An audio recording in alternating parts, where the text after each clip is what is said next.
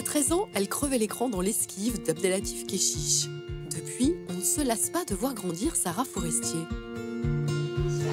Bonjour. Ça va? Bah oui, très bien, et vous? Ouais, super. La fougue, la gouaille des débuts sont toujours là, l'envie de questionner le monde grâce au cinéma chevillé au corps. Elle incarne ainsi une institutrice passionnée dans Primaire, un film qui célèbre l'école et le dévouement des enseignants, et un rôle qui a remué l'indomptable Sarah. Les qualités que vous avez en vous, en tant qu'enfant, la curiosité, l'espoir, le courage, mais c'est des qualités essentielles de la vie, pour vivre vraiment. Sarah, une institutrice, on pourrait se dire sur le papier que c'est pas le rôle le plus cinématographique, ce sont des gens du quotidien. Alors Hélène Angèle, votre réalisatrice, en parle comme d'une héroïne. Est-ce que vous aussi, vous l'avez appréhendée comme ça, comme une vraie héroïne? Ah ouais, mais j'étais en train de réfléchir à la première partie de ce que vous étiez en train de dire. Il y a pas mal de films sur l'école qui ont été faits et qui ont marqué même le cinéma français. Et même Coluche, il a joué un prof. C'est vrai. Pourquoi pas moi? Donc, non, mais moi, c'est plus l'école, d'une manière générale, qui m'a marquée, moi. Que vous avez aimé, je crois, d'ailleurs. Contrairement oui. à plein d'artistes qui disent qu'ils étaient fâchés avec l'école, je crois que vous étiez bonne élève. Moi, ça m'a sauvé l'école. J'ai eu des choses qui ont été assez dures dans mon enfance et j'avais besoin de survivre. Et l'école, c'est un endroit où je me suis dit, je vais pouvoir bouffer la vie. Enfin, j'avais besoin de vivre et du coup, j'avais envie de vivre et j'avais envie de tout comprendre. Et donc, je posais beaucoup de questions. J'étais une élève assoiffée de compréhension. Esteban, alors, trouve-moi des verbes qui peuvent être transitifs et intransitifs. Laisser, boire, manger. Et péter. Bah, Denis, fais-moi une phrase avec péter plus COD. Je pète un câble, maîtresse. Je pète quoi? Un câble COD. Je fais ma photo. Calme-toi, Sacha. C'est aussi un endroit où on façonne tout de suite son rapport à l'estime de soi à l'école. Ouais. C'est-à-dire que l'estime de soi, quand on est enfant, on le façonne par l'amour que vous donnent vos parents. Est-ce qu'on se sent aimé ou pas? Donc on se sent une merde ou pas, bon, pour résumer. Et ensuite, est-ce qu'on est bon à l'école ou pas? Est-ce qu'on se sent intelligent ou pas? Est-ce qu'on sent qu'on a une valeur ou pas? Est-ce qu'on est regardé avec bienveillance par ses professeurs? Et ça joue énormément aussi sur la construction psychologique et émotionnelle. Mais je me dis là, avec ce que vous me racontez, que ce rôle a dû avoir une importance énorme pour vous, en fait.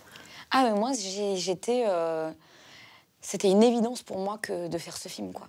Par le sujet, la transmission, c'est un geste qui est tellement beau. Et moi, j'estime que vivre, ça vaut le coup que quand on partage avec les autres, en fait. Moi, j'ai fait ce métier de comédienne parce que j'avais envie de transmettre aux gens. Ouais. J'ai pas fait ce métier pour moi, je l'ai fait parce que j'avais un besoin de fusionner avec les gens, en fait. Et je sais pourquoi maintenant, aujourd'hui, mais j'avais besoin d'être avec les autres, quoi. On me donne plein de chez ma mère. Je m'achète à manger, des kebabs, du popcorn, des chips au barbecue. Denis, il aime les chips au barbecue. Elle s'en va.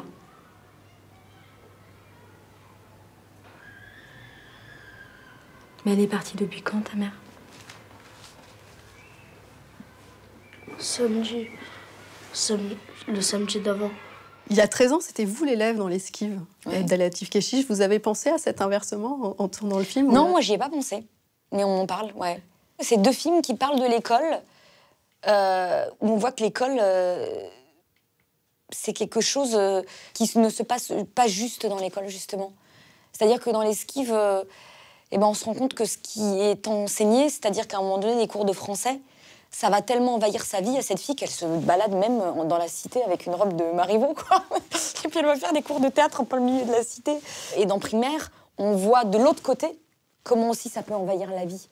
Parce que cette femme qui est maîtresse, on se rend compte que, à un moment donné, elle va aussi délaisser sa vie de mère et sa vie amoureuse. Elle est tellement à fond dans sa passion, dans son métier d'enseignante, que ça va prendre toute la place aussi. Sacha. Moi, je suis son instit, je suis ni sa mère, ni assistante sociale. Tu mélanges tout, là. Ce môme, il a besoin de nous, et nous, quoi? Nous, on est décevants. Ça peut d'être ton fils. Tu penses qu'à l'école, tu sais pas vivre. Et être comédienne, parfois, on n'est pas trop à s'oublier, tellement on est occupé à être quelqu'un d'autre. C'est autre part que ça se situe, c'est plus... Moi, je me suis rendu compte de pas la tyrannie, mais la place hallucinante qu'occupaient les émotions. C'est-à-dire, on traite tellement tout le temps avec ses émotions. Les émotions, c'est comme un sacré graal, quoi, quand on est comédien. Puis des fois, je me suis rendu compte, en grandissant, je me suis dit, mais les autres, ils n'ont pas un rapport comme ça à leurs émotions. Des fois, ils prennent de la distance avec. Pourquoi moi, je suis là en train de tout vivre comme une malade à 100%. Et après, je me suis dit, peut-être des formations professionnelles. Je croyais que c'était ma nature, mais en même temps, j'ai commencé assez jeune ce métier. Donc peut-être ce métier m'a aussi façonné. Enfin, c'est même pas peut-être, c'est sûr. Ce que je trouve super chez vous, c'est que malgré votre expérience, que quand même, vous commencez à avoir une sacrée filmographie, vous vous êtes pas trop polissé. Vous êtes peut-être un peu assagi, mais j'ai l'impression que vous gardez quand même votre fougue, votre... Ah non, mais heureusement, j'espère bien, parce que sinon, si on n'a plus rien à donner aux autres, c'est même pas la peine, quoi. Ouais, puis après, il y a la vie à côté aussi. Hein.